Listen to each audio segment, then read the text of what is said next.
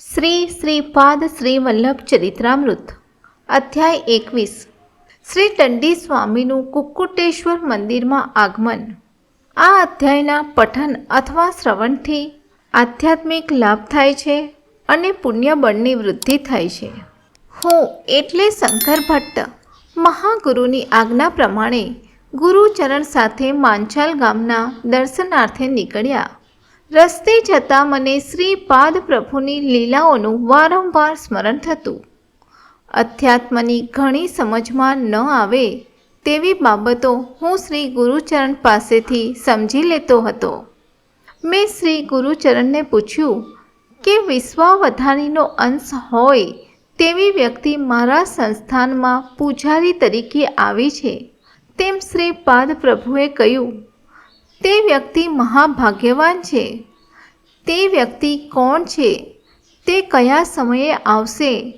શ્રી ગુરુચરણે જવાબ આપતા કહ્યું કે અરે શંકર ભટ્ટ, અનેક શતાબ્દી પછી તેમના જન્મ સ્થળે મહાસંસ્થાનની સ્થાપના થનાર છે એવું શ્રીપાદ પ્રભુએ કહ્યું છે. તે મહાસંસ્થાનમાં કોઈ મહાન તપસ્વી આવવાના છે તેમ પ્રભુનો સંકલ્પ હતો. તે મહાસંકલ્પની પૂર્તિ માટે તે મહાતપસ્વી પીઠિકાપુરમ અવશ્ય આવશે. દીર્ઘકાળના ધ્યાન, આરાધના, પવિત્ર મંત્રોચ્ચાર અને શ્રદ્ધાપૂર્વક આચરેલી પૂજાથી અહીંની ભૂમિ અને વાયુમંડળ અત્યંત શુદ્ધ થયું છે. વિશ્વના અંતરિયાળ વિસ્તારની 10 દિશાઓમાંથી આવતા ભાવ તરંગો અહીં હંમેશા સ્ફુરિત થયા છે. પવિત્ર અને શુદ્ધ ભાવવાળા ભક્તો અહીંના પવિત્ર સ્પંદનોનો અનુભવ કરે છે અને તેમનો સ્વીકાર કરે છે. અપવિત્ર ભક્તોને અપવિત્ર સ્પંદનોનો અનુભવ થાય છે.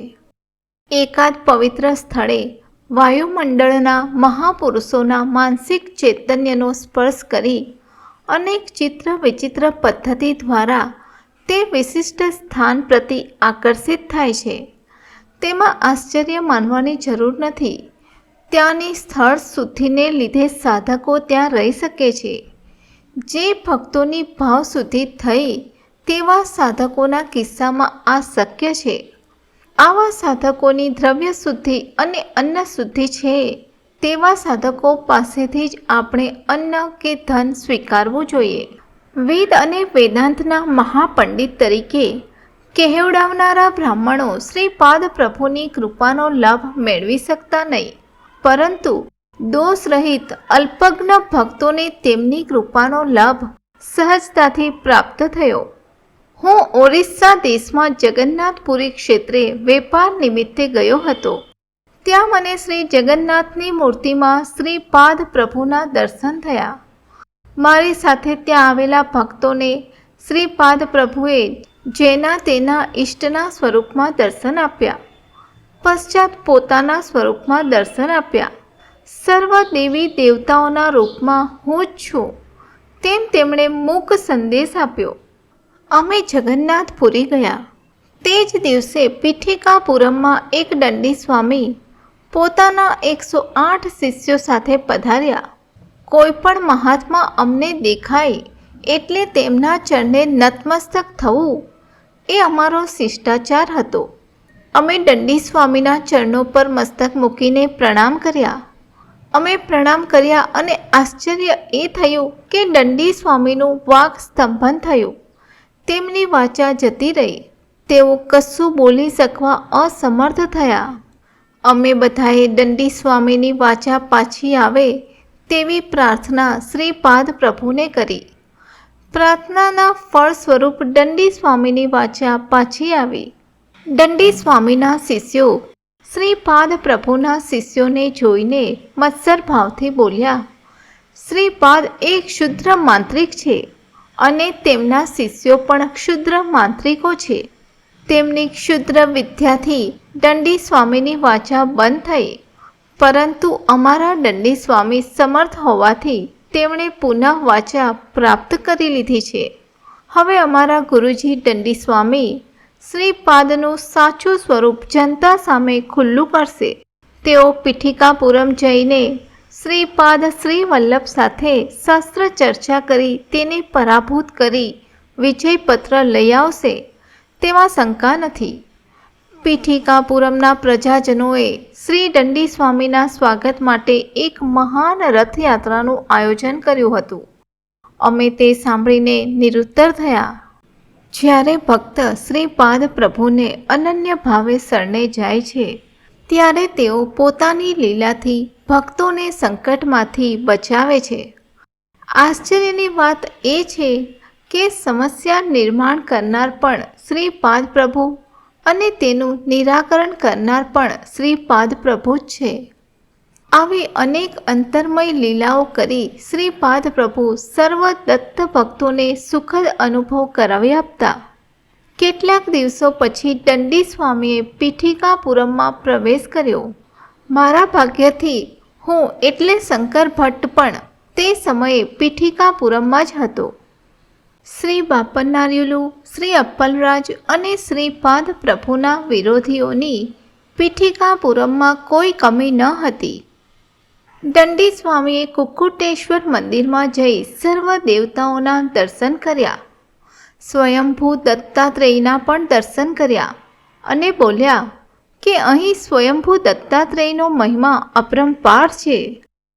વધુમાં કહ્યું કે તેમનો અવતાર શ્રીપાદ પ્રભુનો ગર્વ દૂર કરવા માટે જ છે.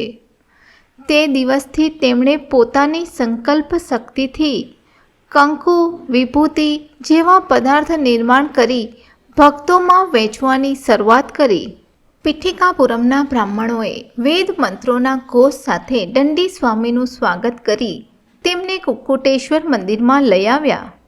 નગરમાં ઢોલ વગાડીને જાહેર નિવેદન કરવામાં આવ્યું કે શ્રીપાદ જે પોતે દત્તનો અવતાર છે એવું વર્તે છે તેણે તેની ભૂલ કબૂલવી જોઈએ અને દંડી સ્વામીને દંડવત પ્રણામ કરવા જોઈએ. શ્રી બાપન્નારીએ જાતે રૂબરૂ આવીને દંડી સ્વામીને મળવું જોઈએ અને માફી માંગવી જોઈએ અને શ્રી અપ્પલરાજ શર્માએ દંડી સ્વામી પાસે હાજર રહેવું અને કાલાગ્નિ સમન દત્તની પ્રતિમા જે તેમના કુટુંબમાં વંશ પરંપરાથી પૂજાતી આવી છે તે તેમને સોંપવી જોઈએ. વેંકટપ્પા શ્રેષ્ઠીની અધ્યક્ષતા નીચે આર્ય વૈશ્ય સમિતિનું સંમેલન થયું. તે સંમેલનમાં સર્વાનુમતે ઠરાવ પસાર થયો કે દંડી સ્વામીના કોઈ પણ અસત્કૃત્યોને શ્રીપાદ પ્રભુ, અપ્પલરાજ શર્મા અને બાપન્નાર્યુલુ સહકાર નહીં આપે. નરસિંહ વર્માની અધ્યક્ષતા નીચે ક્ષત્રિય સભામાં પણ આ જ ઠરાવને અનુમોદન મળ્યું. શ્રીપાદ પ્રભુ પોતાના મોસાળમાં આવેલા આંગણામાં સ્થિત ઔદુંબર વૃક્ષ નીચે વિશ્રાંતિ લેતા હતા. દિવ્ય કાંતિની કળા ફેલાવનાર શ્રીપાદ પ્રભુ પ્રતિ જોઈ શ્રેષ્ઠીનું હૈયું ભરાઈ આવ્યું. તેમના નયનોમાંથી 2-4 અશ્રુ બિંદુઓ ટપક્યા. બાપન્નાર્યુલુ, શ્રી અપ્પલરાજ શર્મા અને શ્રેષ્ઠી આ ત્રણેય શ્રીપાદ પ્રભુનું મુખારવિંદ અવલોકન કરતા તેમની એકદમ નજીક બેઠા હતા. શ્રી કૃષ્ણ જેવા દેખાતા શ્રીપાદ પ્રભુને ભૂખ લાગી હતી. તેમના દાદી રાજમાંબા શ્રીપાદ પ્રભુ માટે ચાંદીના પાત્રમાં દહીં ભાત લઈ આવ્યા. શ્રીપાદ પ્રભુએ પ્રેમથી તે ખાધું. ભાત ખાધા પછી શ્રીપાદ પ્રભુએ દાદાજીને કહ્યું કે હવે વેદઘોષ કરો. બાપન્નાર્યુલુએ વેદઘોષની શરૂઆત કરી. બાપન્નાર્યુલુ સાથે અપ્પલરાજ શર્મા અને શ્રીપાદ પ્રભુ પણ વેદઘોષ કરવા લાગ્યા. નરસિંહ વર્મા અને શ્રી શ્રેષ્ઠી તે મધુર અને પવિત્ર વૈદિક સૂક્તો ખૂબ જ આનંદથી સાંભળતા હતા. ત્યાંનું વાતાવરણ આ વેદઘોષને લીધે ઋષિના આશ્રમ જેવું પવિત્ર થયું હતું. આ જ સમય દરમિયાન કુક્કુટેશ્વર મંદિરમાં એક આશ્ચર્યકારક ઘટના બની. કુક્કુટેશ્વરમાં આવેલ સ્વયંભૂ દત્તાત્રેયના મુખ પાસે દહીં ભાત લાગેલો પૂજારીને દેખાયો. પૂજારીએ વસ્ત્રથી દહીં ભાત લૂછ્યો તો પણ ફરી તે 2-3 વાર દેખાયો. આ શ્રીપાદ પ્રભુની અદ્ભુત લીલા હતી. સ્વયંભૂ દત્ત ભગવાન અને તેઓ સ્વયં અભિન્ન હોવાથી આવો પરચો પૂજારી સહિત ભક્તોએ જોયો. દંડી સ્વામી પોતાના શિષ્યો સાથે વેદઘોષ કરતા પીઠિકાપુરમની બહાર પ્રસ્થાન કરવા નીકળ્યા. બધા જ એક પાછળ એક ચાલતા હતા. તેમને લાગ્યું કે ત્યાંની જમીન વધી રહી છે. ગમે તેટલું ચાલવા છતાં તેઓએ જે સ્થળેથી પ્રસ્થાન કર્યું હતું તે જ સ્થળે તેઓ ઊભા હતા. આ પ્રમાણે વિચિત્ર ક્રિયામાં ઘણો સમય પસાર થયો. શિષ્યો સાથે બધાને તે વિશે આશ્ચર્ય થયું. તેટલામાં જ દંડી સ્વામીના હાથમાંથી દંડ તૂટી ગયો અને તેના 2 ટુકડા થયા. પીઠિકાપુરમના બ્રાહ્મણોને આ ઘટના ભયપ્રદ લાગી. શ્રી દંડી સ્વામીને અત્યાર સુધીના અનુભવોથી સમજાઈ ગયું હતું કે શ્રીપાદ પ્રભુ તેમના કરતાં અનેક ગણા શક્તિ સંપન્ન છે. તેમનો વિરોધ કરતાં મોટો અનર્થ થશે તેમ તેમને સમજાયું. આવી પરિસ્થિતિમાં તે સર્વને પોતાને ગામ કેવી રીતે પહોંચવું તેની ચિંતા થવા લાગી. પીઠિકાપુરમમાં અબન્ના નામનો એક ગ્રહસ્થ રહેતો હતો. તે સાપને પકડી તેના પ્રદર્શનથી લોકોનું મનોરંજન કરી પોતાની આજીવિકા ચલાવતો. તે એક દિવસ બાપન્નાર્યુલુના ઘેર આવ્યો. શ્રીપાદે થોડો સમય વેદઘોષ અટકાવ્યો અને અબન્નાને પેટ ભરીને જમાડ્યો. પછી તેને ઉદ્દેશીને બોલ્યા કે અહીંથી એક પવાલું પાણી લઈ કુક્કુટેશ્વર મંદિરમાં જા. દત્ત પ્રભુના અવતારની કેટલાક લોકોએ અકારણ નિંદા કરી છે. તેવા કેટલાક મહાપાપી લોકો કુક્કુટેશ્વર મંદિરમાં છે. તેમને મૃત્યુ પછી પિશાચીઓની પ્રાપ્ત થશે તેવું ચિત્રગુપ્તે નક્કી કર્યું છે. તે પાપનો પરિહાર કેવી રીતે કરવો તે વિશે ઉપાય શોધી કાઢ્યો છે. ભૂમિ માતા પણ ગુસ્સે થયા છે. તો ત્યાં જઈને ભૂમિ માતાને શાંત રહેવા મારો સંદેશો કહેજે. જે લોકોને શ્રીપાદના દર્શન કરવા છે તેની સંમતિ બતાવે તેના પર પાણી છાંટજે. તેમજ સુબૈયાના ઘેર જઈ દહીં ભાતનો મહાપ્રસાદ બધાને વેચ. શ્રીપાદ પ્રભુએ ઉગ્ર સ્વરૂપમાં કહ્યું, અહો દંડી સ્વામી, એક મહાન તપસ્વી હોવા છતાં કેટલું અભિમાન કર્યું. તમે જેમની ભગવાન દત્ત સ્વરૂપમાં આરાધના કરો છો તે જ શ્રીપાદ શ્રી વલ્લભ રૂપ લઈને ભક્તો માટે પૃથ્વી પર અવતર્યા છે. તેમને ન ઓળખી શકનાર તમે મહામૂર્ખ છો. તમારું શિષ્યવૃંદ પણ તમારા જેવું જ મૂર્ખ છે. પીઠિકાપુરમના તમારા નવા શિષ્યો અજ્ઞાની છે. તમે અમને શું કરી શકવાના છો? સમસ્ત સૃષ્ટિનું એકમેવ શાસન કરવાની સત્તા સામે તમારું શું અસ્તિત્વ, તમારું શું સામર્થ્ય? દેવને દૂષણ આપવાનું મહાપાપ કરવાથી તમને સેંકડો વર્ષો સુધી પિશાચીઓનીમાં રહેવું પડશે એવો ચિત્રગુપ્તે નિર્ણય લીધો છે. અપાર કરુણાથી પ્રેરાઈને મેં તે નિર્ણય રદ કર્યો છે. માનવ જન્મ મેળવીને તમે નીચ જાતિમાં તમારું આયુષ્ય પસાર કરશો આવો મારો આદેશ છે. તમારા મોટા પાપનો પરિહાર હું અલ્પ શિક્ષા કરી તમને જવા દઉં છું. શ્રીપાદ શ્રીવલ્લભ મહાઅગ્નિ સમાન છે. અગ્નિ સાથે રમત કરતા મહાપ્રમાદ થશે. મારી માયાને અથવા મને જ અભિન્ન સ્વરૂપમાં જાણવાથી મોક્ષ એટલે શું તેવો તમે વિચાર કરો છો?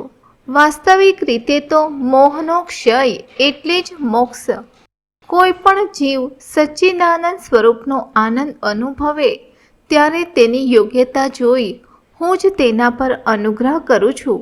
દિવ્યાનંદ પરવસ્ય એવા મારા પૂર્વ સ્વરૂપી અતિ સુખ સ્વરૂપ રહેવાની ઈચ્છા કરનાર જીવને હું તે સ્થિતિ તત્કાળ પ્રાપ્ત કરાવી આપું છું. મારી દ્રષ્ટિએ નિર્ગુણ, નિરાકાર, સગુણ, સાકાર, મોક્ષ અને બંધન એવા કોઈ જ ભેદ નથી. પ્રત્યેક ક્ષણે અસંખ્ય નૂતન લોકોની સૃષ્ટિ, સ્થિતિ અને લયમાં હું વ્યસ્ત હોઉં છું.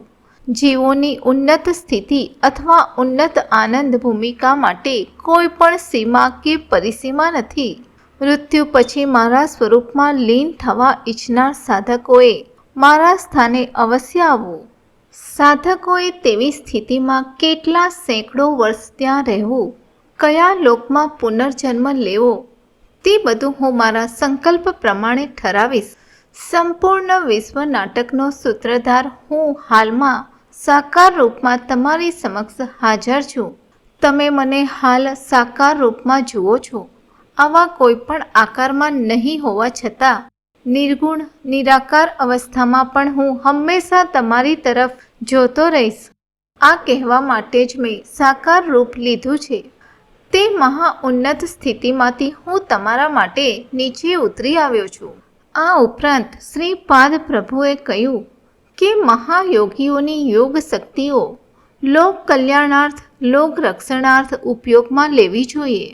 લોક એટલે ફક્ત ભૂલોક નહીં, આપણા કરતાં ઉતરતી કક્ષાની નિઃસહાય સ્થિતિમાં રહેતા જીવોને મદદ કરવી, સહાય કરવી તે માનવ ધર્મ છે.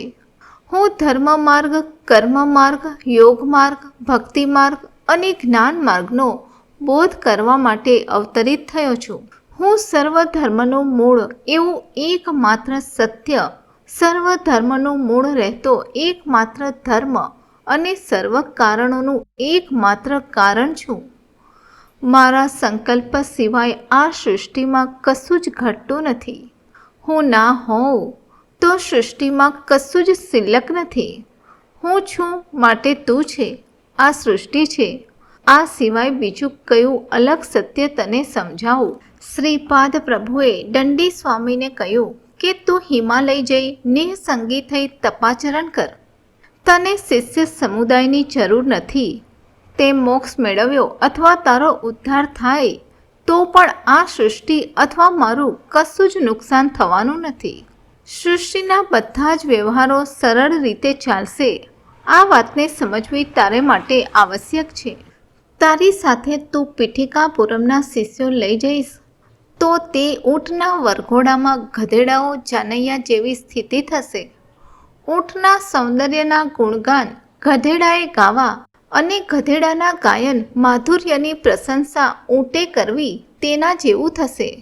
પરસ્પર બંને એકબીજાના પ્રશંસાના પુલ બાંધો તો પણ વાસ્તવિક પરિસ્થિતિ કોઈ બદલાતી નથી. તે અલગ જ પરિસ્થિતિ છે. બાકીનું નિરૂપણ ભાગ 2માં આપેલ છે. શ્રીપાદ રાજમ શરણમ પ્રપદ્યે. શ્રીપાદ શ્રી વલ્લભનો જય જયકાર હો.